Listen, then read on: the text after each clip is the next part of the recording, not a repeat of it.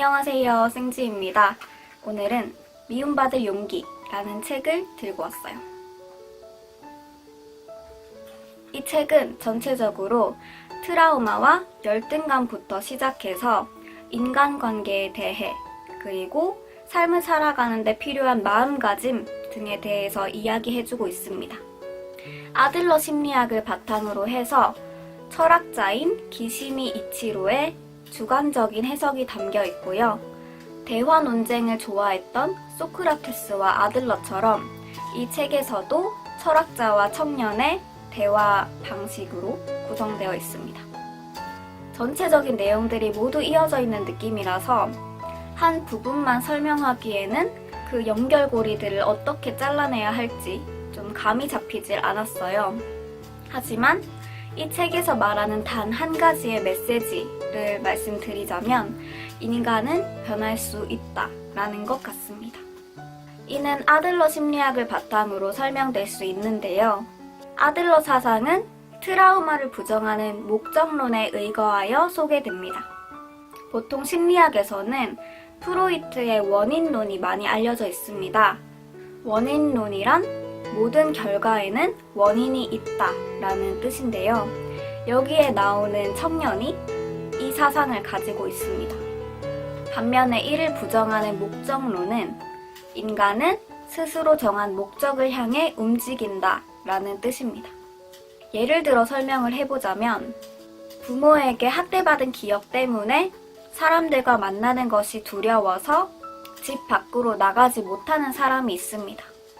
프로이트의 원인론으로 본다면 이 사람은 두렵기 때문에 밖으로 나오지 못하는 것이 됩니다. 하지만 아들러는 이를 다르게 해석합니다. 집 밖으로 나오지 못하기 때문에 불안한 감정을 지어내는 것이라고요. 부모에게 학대를 받은 사람이라면 모두가 집안에 틀어박혀 지내야 하는 것은 아니기 때문입니다. 가령 이 사람이 나는 부모에게 학대받아서 사회에 적응하지 못하는 것이다 라고 생각을 할 경우에 그것은 그의 마음속에서 그렇게 생각하고 싶은 목적이 있기 때문이라고 합니다. 그 목적이란 자신이 바깥에 나가지 않고 방 안에만 내내 틀어박혀 있을 경우에 부모가 걱정을 해주는 것입니다. 집 밖으로 나가면 아무도 주목하지 않는 그 외 다수, 남보다 못한 내가 될 수 있는데 집안에만 있으면 부모가 조심스럽게 대해주면서 관심을 한몸에 받을 수 있기 때문입니다. 여기에서 주의해야 할 점은 이 사람이 느끼는 공포와 불안은 진짜라는 것입니다. 경우에 따라 머리가 쪼개질 것 같은 두통을 겪거나 심한 복통에 시달리기도 합니다.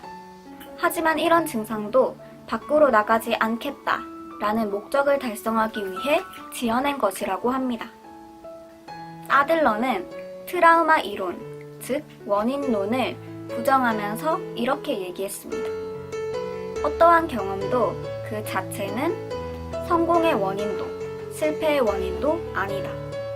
경험을 통해서 받은 충격으로 고통받는 것이 아니라 경험 안에서 목적에 맞는 수단을 찾아낸다. 경험에 의해서 결정되는 것이 아니라 경험에 부여한 의미에 따라 자신을 결정하는 것이다.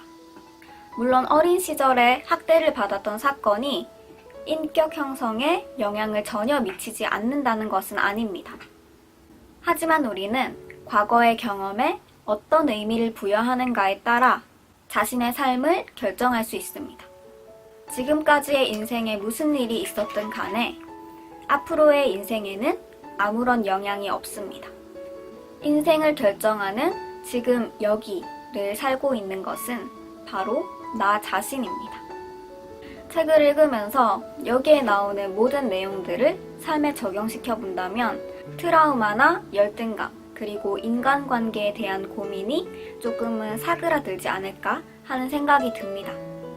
처음에 친구한테 추천받아서 알게 된 책인데 꾸준히 오랫동안 읽을 만한 가치가 있는 책인 것 같아요.